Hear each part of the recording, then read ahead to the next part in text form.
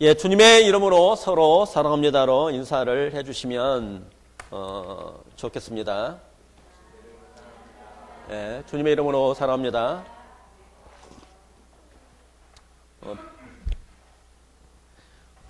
이사야서 41장 10절 말씀이 되겠습니다. 구약성경 천공 17페이지 이사야서 41장 10절 말씀을 찾으셨으면 같이 한번 선포하도록 하겠습니다. 두려워하지 말라. 내가 너와 함께 함이라. 놀라지 마라. 나는 내 하나님이 됨이니라. 내가 너를 굳세게 하리라.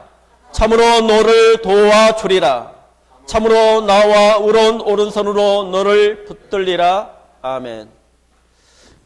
오늘은 첫 번째 시간에는 코로나 이후의 그 신앙에 대해서 우리가 한번 살펴보는 시간을 갖고요. 두 번째 시간은 오바댜에 대해서 오늘 성경 말씀을 이렇게 살펴보고자 합니다.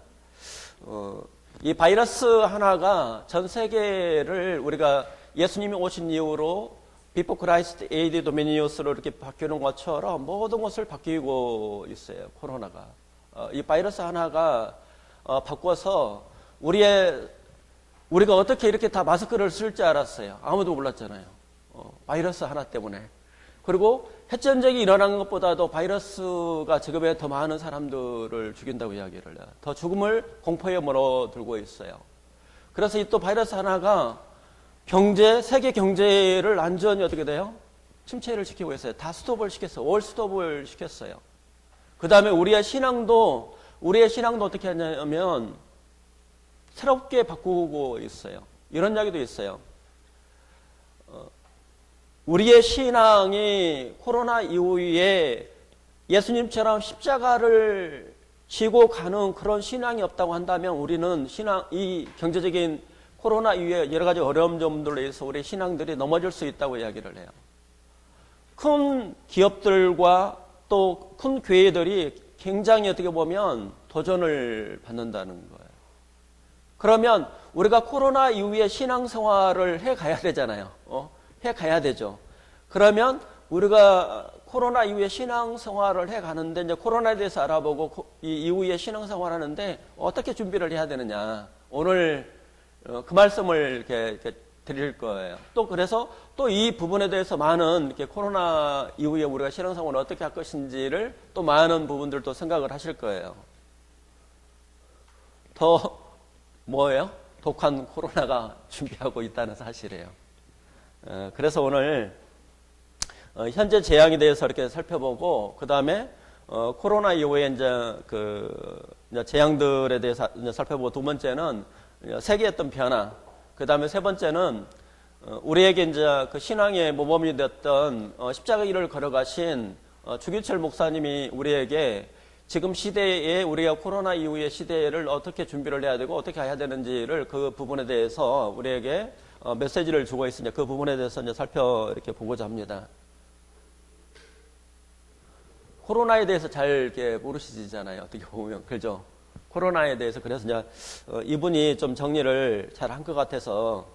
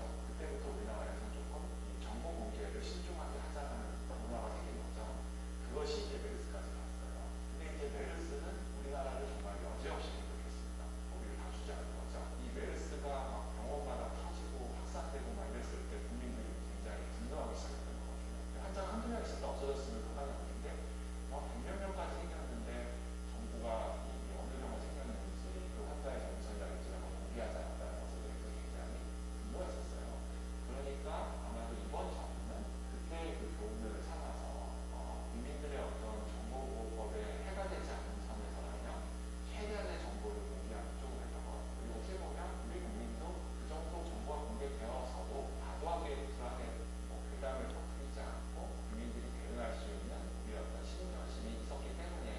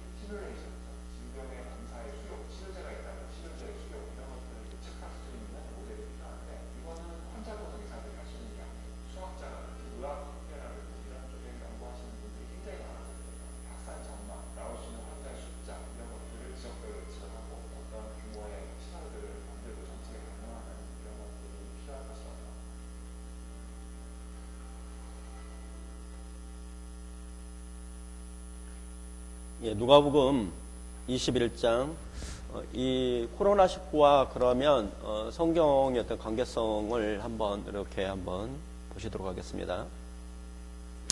누가복음 21장 11절 말씀이 되겠습니다. 예, 다빈 형제가 11절 말씀을 큰 목소리로 한번 선포해 주세요.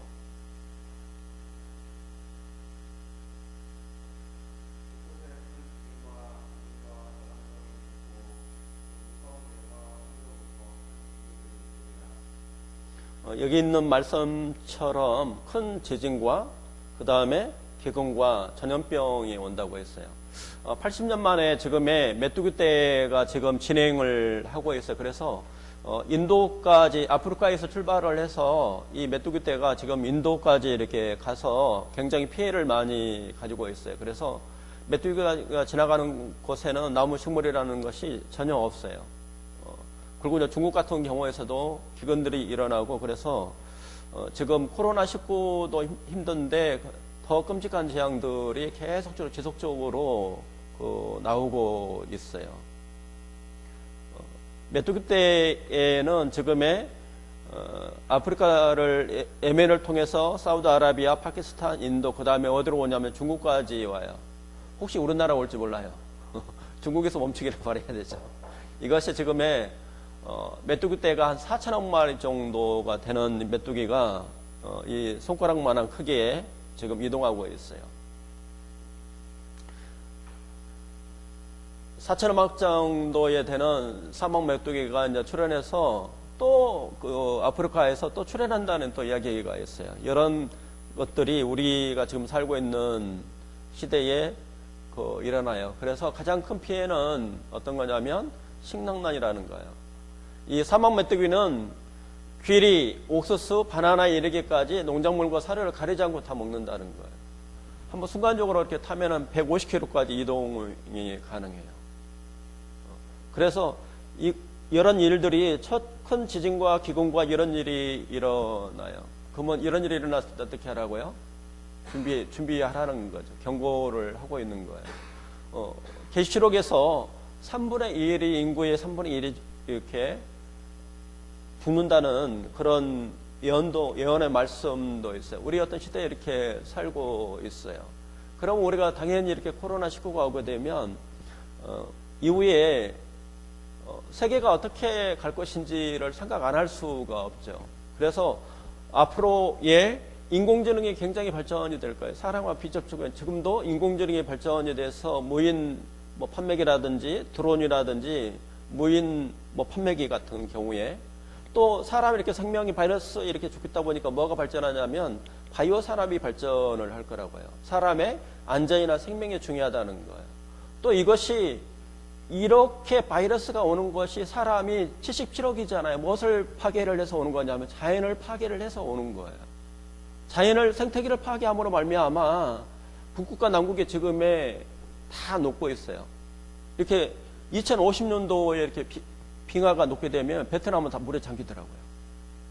그런 것이 지금의 우리의 현실적인 것이 이렇게 돼요. 그래서 이런 환경을 통제를 하기 위해서 친환경적인 유럽 같은 경우에서는 경유차라든지 휘발유차가 없어요. 다 수소차를 탄다든지 전기차를 타야 돼요. 유럽은 그렇게 지금 통제를 하고 있어요. 왜냐하면은 온난화로 통해서 올라가면 자연이 어떻게 돼요? 생태계가 또 파괴됨으로 말미암아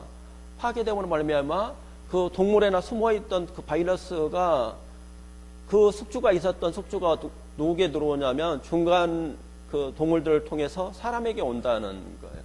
그래서 앞으로의 그 정부는 거대 정부가 나올 거라고 이야기를 해요. 거대 정부고 전시 수준으로 코로나를 통제할 거라는 거죠. 그러면 안전이 더 중요한 것이냐, 자유가 더 중요한 것이냐, 이런 부분들이 우리에게 되고 있는데, 안전이 더 중요하다, 이제 이렇게 될 수가 있다는 거예요. 그럼 우리가 뭐가 힘들어요? 신앙생활을 생각을 해봐야 되는 거예요. 그래서 헌법의 권한을 넘어서는 정부가 나온다고 이야기를 해요.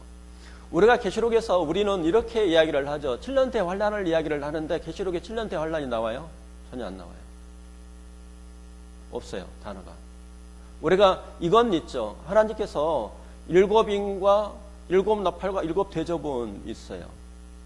하나님께서 이 세상에 대해서 회개치 않으니까 종교가 통합이 되고 그 다음에 거대 정부가 나오고 종교가 통합이 되고 이 세상 사람들이 더 하나님 앞에 악들이 더 심해지니까 하나님이 심판한다는 이야기를 했지 7년 대환란의 이야기가 계시록에 나와요? 없죠. 굉장히 제가 큰 발언을 한 거였잖아요. 그래서 저는 계시록을 성경 있는 대로 보자는 거예요. 그러면 그 계시록이라고 하는 부분은 그렇게 환란을 통과를 거치면서 신앙을 예수님께서 주시는 예수님을 주인으로 섬기고 예수님을 함께 동행하면서 신앙을 승리하고 이기는 신앙에 대해서 쓰는 것이 어떤 거냐면 바로 계시록이라는 거예요. 그 부분은 우리가 좀 생각을 해볼 필요가 있다는 거예요. 그래서 이제 거대 정부가 나오는데 이것이 계시록의 13장과 이것은 연관성이 있다는 부분을 말씀을 드리고 있어요. 그래서 성경대로 이렇게 볼 필요가 있어요. 그 근거는 다니엘서 9장 24절부터 27절을 거기서 가지고 온 거거든요. 근데 그 연대기를 보게 되면 그것이 그 이전에 아닥사스다 왕의 고레스 이후에 아닥사스다 왕부터 이 성전 건축이 고레스를 통해서 성전의 건축이 돼서 그 이전으로 역사가 올라가야 돼요. 예, 그 근거를 가지고 7년대 환란을 이야기를 하는데 그 근거가 명쾌하지 않다. 제가 생각할 때는. 그래서 성경에 계시록에 있는 것처럼 우리가 사도 요한을 통해서 주시는 말씀을 그대로 봐야 된다. 그리고 이 거대 정부에 대해서 나오는 것은 요한계시록 13장에 나온다. 이것은 성경대로 이렇게 한다는 거죠. 지금 미국과 중국이 어떻게 돼요? 권투 시합하고 있죠. 누가 이길 것 같아요? 지금 권투를 진짜 하고 있잖아요. 누가 이길 것 같아요? 자, 미국이 이긴다. 자, 미국이 이긴다. 자, 중국이 이긴다. 모른다. 답이 정지 누가 이겨요? 모른다. 그 이야기예요, 지금. 그래서 이게, 중국의 그 이상이라고 하는 이것이 정치적으로 미국이 더 이렇게 우위점유를 할 것이다. 또 세계적인 불신이 더 커질 것이다 하는데 우리나라는 어떻게 돼요? 미국과 중국의 샌드위치. 참 힘들죠. 근데 우리는 누가 있어요? 하나님의 백이 있어요. 그게 중요하죠. 그래서 지금 이제 그런 상황에 있어요. 그래서 이게 이제 그 중국이 지금의 더 이렇게 세력이 더 커질 것인가, 미국보다 더 커질 것인가, 이유는 뭐라고 이야기하냐면 중국이 미국보다 먼저 코로나 위기를 벗어났고 세계적인 영향력도 더 커질 거라고 이야기를 이렇게 이야기하는 사람도 있어요. 근데 또 미국 같은 경우에서는 이 세계의 자본들이 거기 다 있잖아요. 문화, 경제, 모든 것들이 있기 때문에 미국이 이길 것이다. 이제 이렇게 되어져 있어요. 그래서 이제 이 부분을 우리 위에 어떤 삶들과 이렇게 되어져 있어서 전에는 중국 공장이 중국을 통해서 모든 것이 다 이루어졌는데 앞으로는 지금 어떻게 돼요? 중국에서 탈출을 하고 있어요. 변하고 있어요. 애플 같은 경우에서도 중국에서 생산하는 것을 30% 들어갔어요. 베트남으로 갔어요. 아직 우리나라에 온다는 이야기는 없어요. 그렇게 되죠. 그 다음에 홍콩이 이제 중국에서 또 통잠으로 말미암아 그 혜택을 누렸던 것들을 미국에서 그것을 이제 차단시킨다고 이렇게 되어져 있어요. 그래서 이게 이제 미국과 중국의 이 싸움들이 있어요. 이게 결국은 한판 붙을 거라는 거죠. 이 부분이.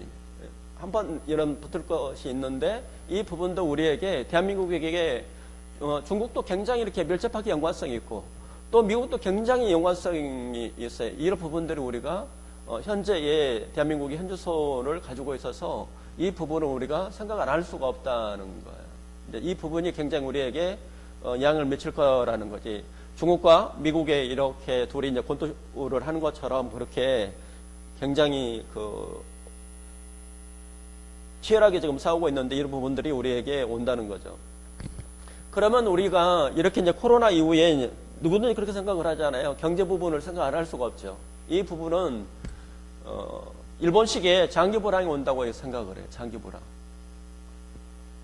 장기 불황이 올 거라고 이렇게 생각을 하고 있어요. 그래서 우리가 경기가 반등한다는 것은 V자로 반등한다는 거고 이것은 L자로 이렇게 간다고 이야기를 해요. 아무도 지금도 이것은 모르죠. 어떻게 될지.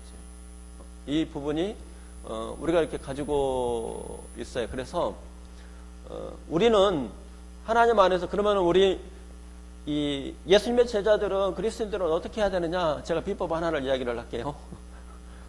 다 아시는 말씀인데 마태복음으로 가시겠습니다. 마태복음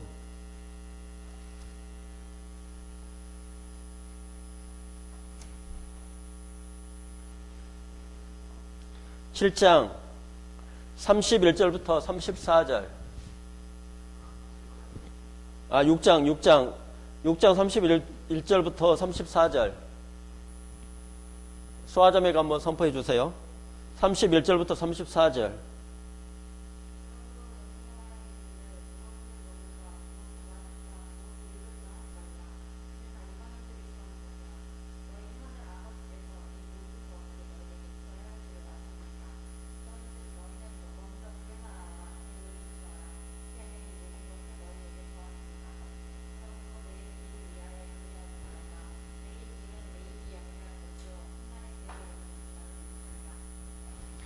그러면 우리가 이제 코로나 이후에 경제라든지 사회라든지 이런 것들이 굉장히 이제 구름이 많이 이렇게 끼어져 있는 상태잖아요.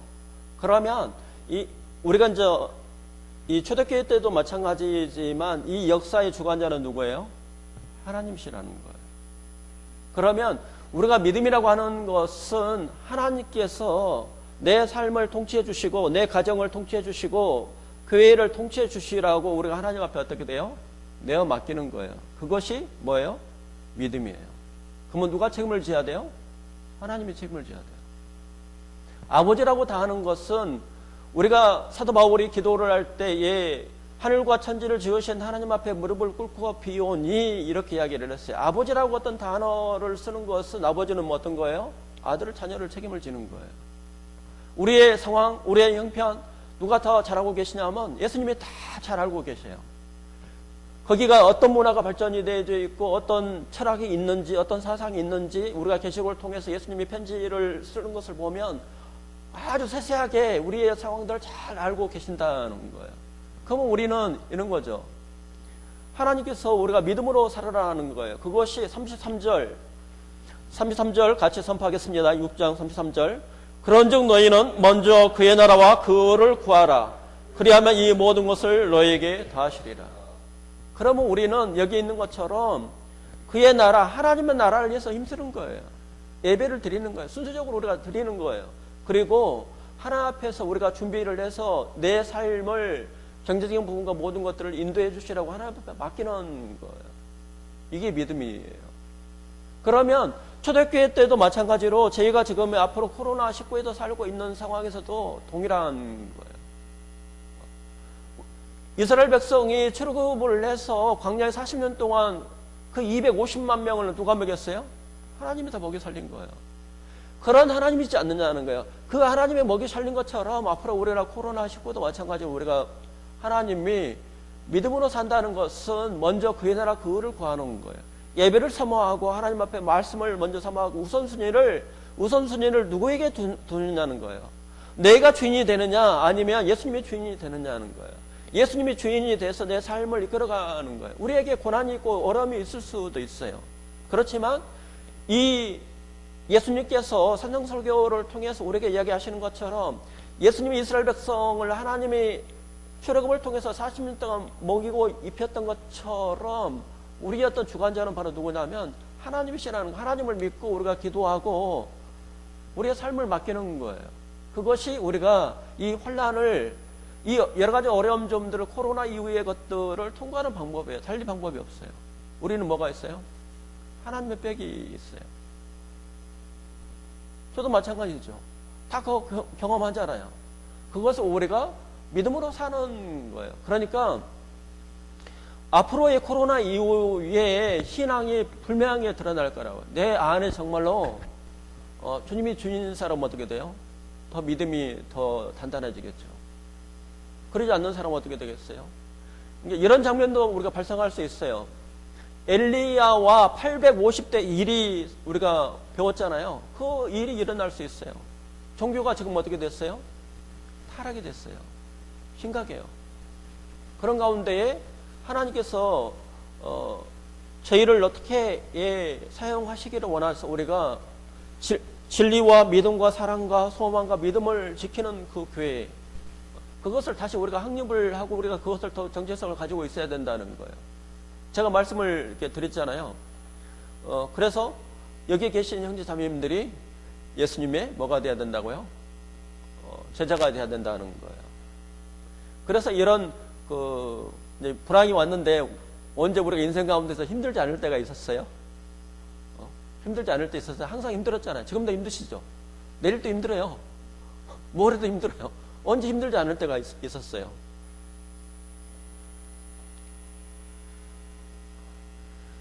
이 코로나 이후에 악수의 어떤 종말이 된다는 거예요. 사람이 비접촉이 된다는, 언컨택트 사회가 된다는 거예요. 그쪽으로 다 간다는 거죠. 그러니까 저희가 더 유리할 수 있어요. 대형교회보다도 우리가 어떻게 돼요? 뚜껑대가 더 유리하다고요. 그죠? 저희가 더 유리할 수 있어요. 우리의 신앙이 예수님을 주님으로 섬기는 신앙. 히브리서 1장으로 가시겠습니다. 히브리서 1장. 히브리서 1장 1절과 2절. 예, 임경수 권사님이 한번 선포해 주십시오. 1장과 2절. 이 말씀이 굉장히 우리에게 중요한 말씀이에요. 핍박을 받는 사람에게, 환난을 겪는 사람들에게 이 어두운 터널을 통과를 해야 되는 그 성도들에게 굉장히 중요한 말씀이 히브리서 1장의 1절과 2절이 되겠습니다.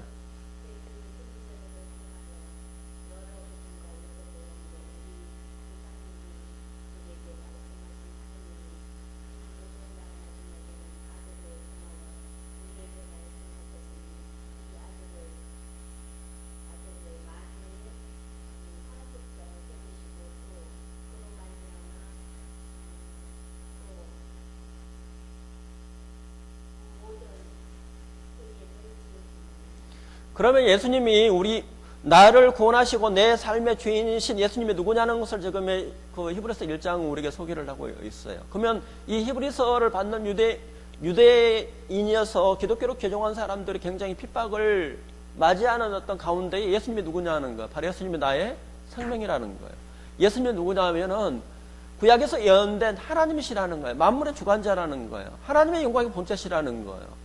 만물을 지금도 붙드시는 것이, 지금의 우리가 교통사고가 수없이 우리나라 대한민국이 전 세계에서 1인데 이 우주가 한 번이라도 교통사고가 난 적이 있어요? 없어요. 누가 붙들고 있어요? 예수님이 붙들고 있다는 거예요. 그 예수님이 여기서 주대심에 우리의 삶의 주인인 바로 예수님이 바로 하나님이시다는 것을 히브리서 이 기자를 쓰는 이 기자는 첫 번째로 중요한 거예요. 이 말씀이 너를 지키시고 너를 책임지고 네 핍박이 온다 할지라도 너를 내가 책임을 진다는 거. 누가 책임을 져요? 예수님이 책임을 진다는 거예요. 그 예수님을 바라보고 예수님을 믿고 예수님을 의지하고 예수님을 붙들고 나아가는 것이 메시지가 히브리서 1장의 말씀이에요. 그 말씀을 우리에게 주시는 거예요. 그러면 앞으로는 악수의 어떤 종말이 되죠. 사회적인 거리의 어떤 두기를 될 거라고요. 그러면 뭐가 발전해요? 전자상거래가 발전이 되겠죠. 아마존이라는 이런 쇼핑몰이 굉장히 어떤 발전되는 것처럼 이렇게 이제 모든 것들이 이렇게 바뀌게 된다고요. 그리고 교육도 마찬가지죠. 온라인 어떤 교육으로 많이 어떤 바뀔 수도 있겠죠. 이렇게 코로나 이후에 우리의 삶이 이렇게 다시 한번 우리가 삶을 생각을 해보고 그거에 대해서 우리가 준비를 할 필요성이 있다는 거죠. 그러면 코로나 이후에 더 센 뭐가 와요? 바이러스가 더 센 바이러스가 온다는 거예요. 근데 우리가 이제 참 사람들이 이렇게 되면 회개했으면 얼마나 좋겠어요. 그죠? 회개하고 하나님 앞에 돌아오면 좋겠죠. 근데 사람은 어떻게 돼요? 회개를 안 해요. 그러면 이렇게 생태계가 어떤 파괴됨으로 말미암아 그만 이제 개발을 해야 되겠죠. 근데 어떻게 돼요? 더하죠. 사람의 욕심이 끝이 없어요. 10억 있으면 얼마고 싶어요? 100억. 그죠? 우리 집이 20평이었어. 그럼 몇 평으로 가고 싶어요? 이게 누구의 마음이에요? 인간의 마음이에요. 그래서 우리가 그런 거예요. 공산주의도 이론들은 다 좋아요. 사회주의도 이론도 다 좋아요. 민주주의 다 좋아요. 뭐가 문제예요? 욕심. 이 인간을 변하려면 누가 어떻게 변해야 돼요? 하나님의 성령이 바뀌어야 된다고요. 성령이 들어오시지 않으면 사람은 어떻게 바뀔 수가 없어요. 바뀌어야만이 뭐가 와요? 사회에 좋은 세상이 오는 거예요. 그래서 이런 사태가 되면 회개를 하고 하나님 앞에 돌아와야 되는데 기도를 해야 되는데 지금 전 세계에서도 미국에서도 마찬가지지만 다 기독교 국가지만 어느 누구 대통령이 기도하는 사람이 없어요. 대한민국도 마찬가지죠. 기도가 성실이 됐어요. 그래서 이게 하나님 앞에 우리가 기도하고 하나님을 바라보고 붙드는 교회, 그 교회를 하나님이 보고 계신다는 거예요. 그래서 이것이 더 센 놈이 온다는 거예요. 현재 전 세계를 두세게 하고 있는 바이러스 사태는 바로 온난화와 매우 밀접하다고 과학자들은 주장합니다. 지금 이 시간에도 전 세계 과학자들은 급속하게 진행되고 있는 온난화, 기후변화, 열대야, 산기후 혼란 등의 문제로 머리를 싸매고 있습니다. 지난달 16일 내셔널 지오그래픽 SNS를 통해서 네덜란드 사진 작가가 올린 한 장의 사진은 양극이 영상 20도까지 올라가 녹아버린 일입니다. 사진 속 펭귄들은 흰 눈이 아니라 진흙을 뒤집어 쓰고 있습니다. 세계기상기구 WMO에 따르면 양극은 현재 온난화가 가장 빠르게 진행되는 지역 중 하나입니다. 최근 50년 동안 평균 기온이 약 3도 올랐고 최근에 20도까지 오르면서 양극의 빙하가 전부 없어질 가능성이 현실로 받아들여지고 있습니다. 만일 양극 빙하가 전부 없어진다면 전 세계 해수면은 약 60m까지 상승한다는 명확한 시뮬레이션 결과가 나오고 있습니다. 온난화 이야기에 갑자기 감염병 이야기가 엉뚱하다고 생각되겠지만 이 둘은 매우 밀접하게 연결되어 있다고 과학자들은 주장하고 있습니다. 특히 바이러스를 연구하는 과학자들은 이 온난화에 주목하고 있는데요. 온난화로 인해서 오랜 시간 빙하, 독도 속에 잠들었던 고대 미생물과 바이러스들이 부활할 수 있기 때문입니다. 지난 1월 학술 논문 상장 공개 사이트인 바이오 아카이브에 미국과 중국, 인도 등은 흥미로운 연구 결과를 소개했습니다. 2015년 1만 5천 년 전 형성된 티베트 구원의 굴리알 빙하에 깊이 60m짜리 구멍을 뚫어 얼음 채취를 했는데 두 샘플 중 하나는 520년 된 얼음 덩어리였고 다른 하나는 약 2만 5천 년 전 형성된 표적물을 담고 있었다고 합니다. 분석을 해보니 이 샘플 속에는 여러 종의 바이러스가 들어있었는데 이 중 4종은 잘 알려진 종이었지만 나머지 28종은 처음 발견된 종이었다고 합니다. 연구팀은 이번 연구를 통해서 빙하 속 동결, 우전대, 바이러스를 손상 없이 온전히 꺼낼 수 있는 방법을 확인할 수 있었다고 밝힙니다. 수백 년 전 혹은 수만 년 전 냉동 보관된 바이러스가 즉 미생물이 다시 부활할 수 있는 가능성을 보여준 결과였습니다. 연구팀은 고대 바이러스를 통해서 오래전 지구 생태계가 어떻게 있는지 파악할 수가 있고 미래의 유명한 감염병에 대해서도 연구할 수 있다고 밝혔습니다. 이 같은 일은 2014년 러시아와 프랑스 공동 연구팀에 의해서도 3만 년 된 시베리아 영국 북표층에서 거대한 미생물이 발견돼 그를 살리는 데 성공했습니다. 3만 년 전이라니 상상하기도 힘든 오래전 이야기지만 당시 과학자들은 판도라에게 건넨 항아리를 뜻하는 피토스라는 단어를 착안해서 이 거대한 바이러스를 피토바이러스로 명명했고 다행히 이 신종 바이러스는 바리방암을 감염시켰고 다른 동식물에는 해가 되지 않았다고 합니다. 그런데 여기서 드는 우울증은 얼음산을 뚫어야 발견되는 이런 미생물들이 살해 영리도 없고 심지어 펼치도 않을 때 걱정할 일인가 하는 것입니다. 그러나 2016년 러시아 북부 시베리아 지역의 사이아흐시에서 시베리아 소년이 짧은 생을 마감했습니다. 10여 명의 감염자 중 한 명이었는데요. 역학조사 결과 75년 전 동토, 즉 얼어붙은 표조층에 내장된 동물의 사체에서 나온 탄저들이 그 원인으로 밝혀졌습니다. 과학자들은 하늘로 올라간 소년이 유목민이었고 따뜻한 날씨에 동토층이 녹으면서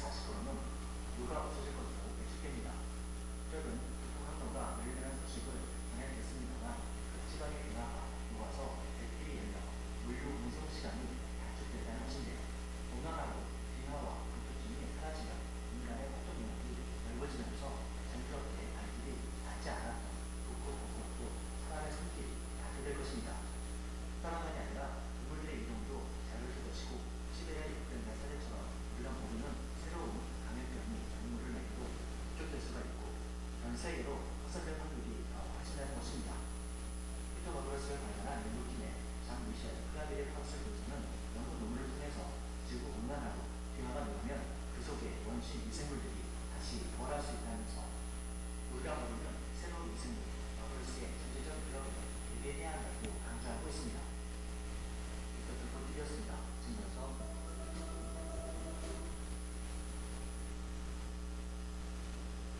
예, 요한계시록 8장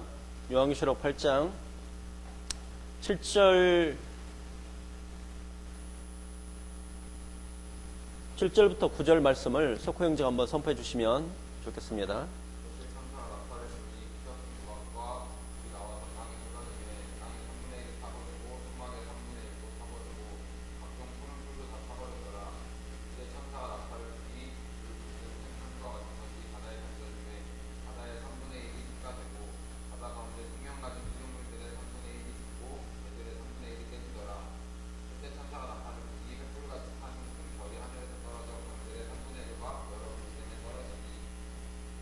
예, 거기까지 있죠. 그래서 땅과 수목이 이 3분의 1, 바다가 3분의 1, 그 다음에 강강물이 어떻게 돼요? 3분의 1, 해야 될 별이 3분의 1이죠. 그 다음에 11절 말씀 같이 선포하겠습니다. 11절. 이 별 이름은 쓴쑥이라. 물의 3분의 1이 쑥이 되매 그 물이 쓴물이 되므로 많은 사람이 죽더라. 그럼 우리가 경험하지 않는 지금의 생태계가 계속적으로 어떻게 해요? 개발이 되고 있어요. 그러면 거기에 숨겨져 있는 바이러스들이 더 올 수 있다는 이야기죠. 또 사람들이 그 동물들을 어떻게 돼요? 사육을 하는 것을 해서 사람에게 확진자로 이렇게 옮겨올 수 있는 일들이 온다는 거예요. 이런 일들이 우리에게 오고 있다는 거죠. 이제 종교 통합 이야기는 바티칸에서 세계 지도자 연합식을 2020년 5월 14일 날 이렇게 이제 했는데, 이제 코로나 전에 이제 이렇게 이제 계획을 했다는 거예요. 6월 달에 종교 통합을 또 이렇게 계획을 하죠. 끊임없이 이런 일들이 우리가 계시록 13장에 있는 것처럼 끊임없이 이런 일들이 앞으로에 일어나고 있다는 거예요. 그러면 대다수 사람들이 여기 이제 종교 통합이 어떻게 되겠어요? 동참을 한다는 거예요. 그러면 저희는 어떻게 해야 돼요? 진리의 말씀을 지켜야 되는 그 부분이 있어요. 이 말씀대로 살아있는 말씀과 예수 그리스도를 주인으로 모시고 섬기는 어떤 삶, 또 이 말씀을 지키고 예수 그리스도만이 우리의 주님이고 진정한 구원이시라는 것을, 그 진리를 지켜야 되는 그 교회들은 그렇게 많지 않을 수도 있다는 거예요. 또 전 세계적으로 지금의 기독교 자체가 많이 그 부분들이 영국이라든지 유럽이라든지 많이 또 무너져 있는 상황이에요. 그러면 또 이렇게 우리에게 도전이 있어서 우리의 어떤 가는 길이 좁은 문, 좁은 길이라는 거예요. 그러면 예수님께서 뭐라고 하냐면, 마가복음 9장으로 한번 가시겠습니다. 마가복음 9장.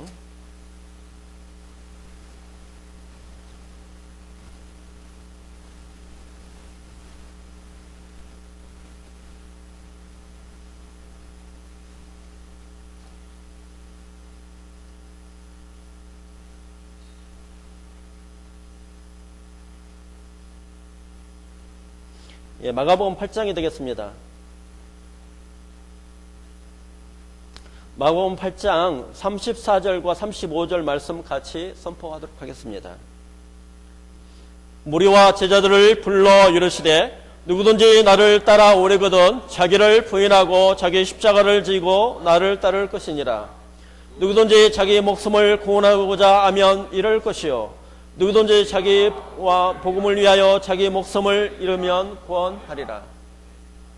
그러면 우리가 앞으로의 신앙을 예수님이 걸어간 것처럼 십자가의 신앙을, 우리의 신앙을 가지고 있어야 된다는 거죠.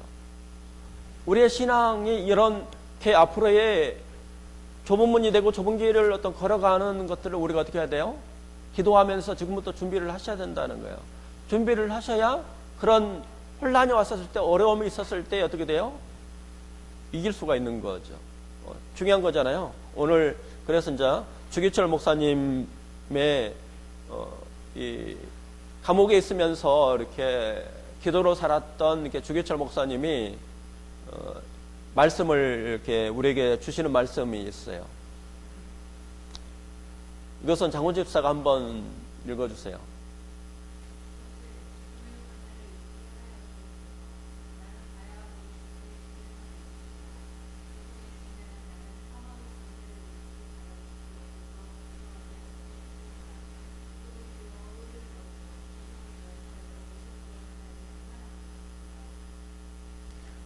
주기철 목사님은 신사 참배의 죽음의 길을 십자가였던 신앙을 지키는 주님께서 십자가의 길을 걸어간 것처럼 그런 가옥으로 하나님 앞에 드렸던 사람이 바로 그 기도를 냈던 분이 바로 주기철 목사님이라는 거예요. 그런 것처럼 계시록에 있는 초대교회의 많은 자매님들 그다음에 어린 그 형제들이 순교의 길을 갔기 때문에 피를 흘렸기 때문에 어떻게 돼요?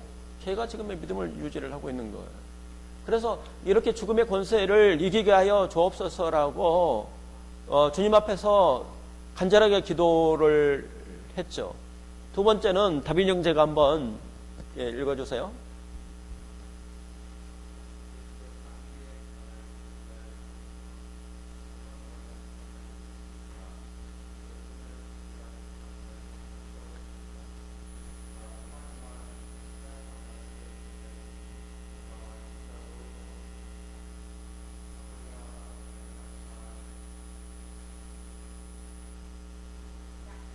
약조리.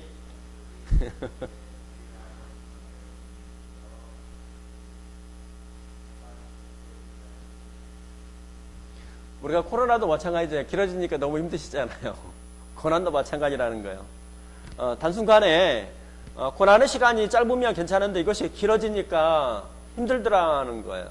그래서 이렇게 연약한 인간인데 어떻게 이 장기간의 고난을 견디겠습니까 하면서 다만 누구만 의지해요?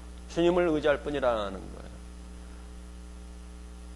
자, 석호 형제가 가장 어려운 부분이에요. 세 번째를 한번 읽어주세요.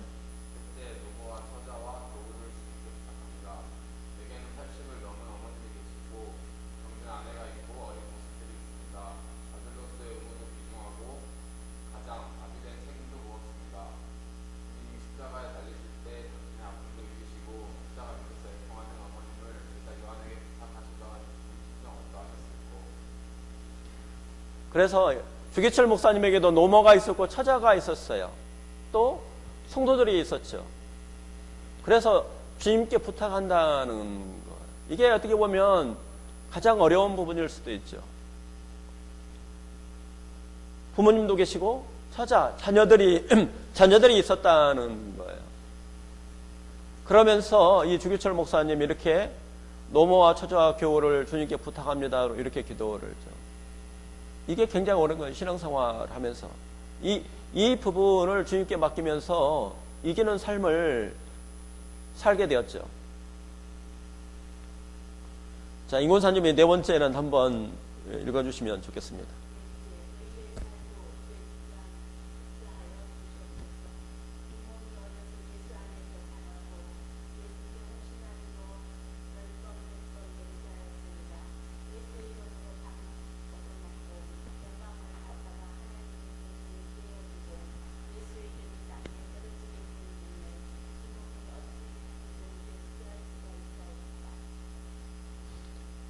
예수님이 내 삶의 주인인가를 우리가 구원의 문제를 이 생명에 관한 문제를 굉장히 철저하게 이렇게 점검을 하셔야 돼요. 우리가 바이러스도 걸잖아요. 지금의 코로나19도 조금만 좀 어떻게 돼요? 확산이 되잖아요. 그래서 이 죄 문제에 대해서 우리의 생명에 관한 문제에 대해서 이 성경의 기준으로 지금의 예수님이 우리에게 제시를 했던 기준과 사도들이 살았던 믿음과 그 다음에 초대교회에 살았던 믿음의 선진들과 끊임없이 내 믿음을 비교를 하셔야 돼요. 우리가 모든 것은 예수님이 우리에게 평가를 내리실 때 무슨 기준으로 해요?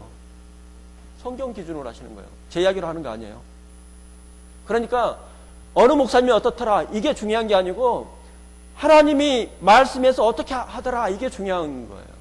그래서 말씀을 어떻게 해야 된다고? 학자가 되셔야 돼요. 연구를 하셔야 돼요. 내 믿음을, 내가 가지고 있는 이 믿음을, 구원의 믿음이든지 우리가 신앙생활을 하는 이 믿음들을, 교회들을 사랑에 대해서도 이 말씀에, 이 성경의 말씀과 계속적으로 어떻게 해야 돼요? 확인을 하셔야 돼요. 확인을 하시고 맞춰서 이상이 없어야 된다는 거예요. 우리가 자동차는 검증을 해요. 브레이크라든지 녹이 쓰면 안 되잖아요.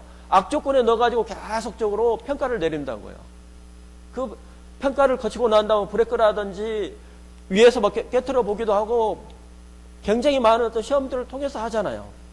그런 것처럼 이 구원의 문제도 마찬가지, 우리 신앙도 마찬가지잖아요. 이렇게 큰 혼란들이, 여러 가지 어려운 점들이 있는데 우리의 신앙들 어떻게 해야 돼요? 점검하라고 한 거예요. 한 말씀을 볼게요. 예, 고린도후서, 바울이 그 이야기를 우리에게 던지고 있어요.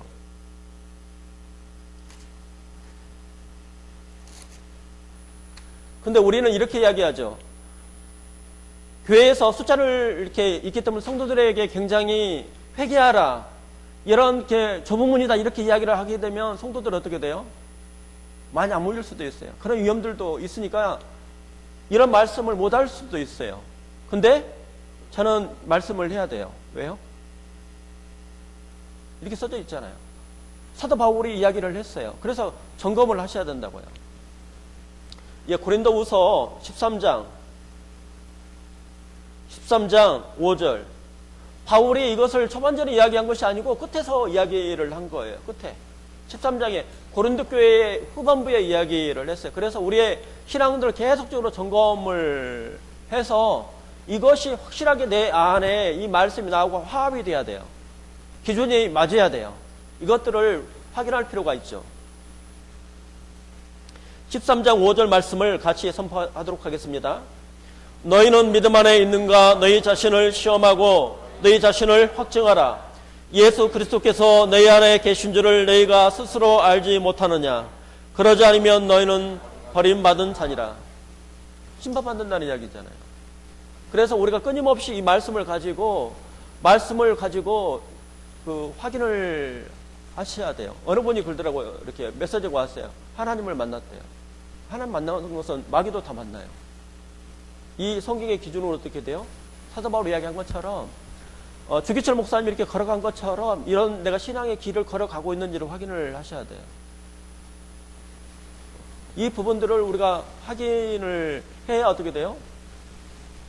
하나님께서 이 세상의 바이러스도 철저하게 조사를 하잖아요. 우리나라가 심할 정도로 바이러스를 사르스했던 경험이 있어가지고 검사를 했는데 유럽이나 미국은 어떻게 됐어요? 검사를 좀 심하게 하지 않은 거예요, 처음에. 대응을 걸 잘못한 거예요. 그러니까 어떻게 돼요? 확산이 된 거예요. 이 문제도 마찬가지. 우리의 신앙의 어떤 부분들을 확인을 말씀으로 이렇게 검증을 읽으시고, 말씀을 읽으면 어떻게 돼요? 제가 이렇게 말씀을 해주는 것보다 하나님이 나에게 말씀하시는 것이 더 좋잖아요. 그러잖아요.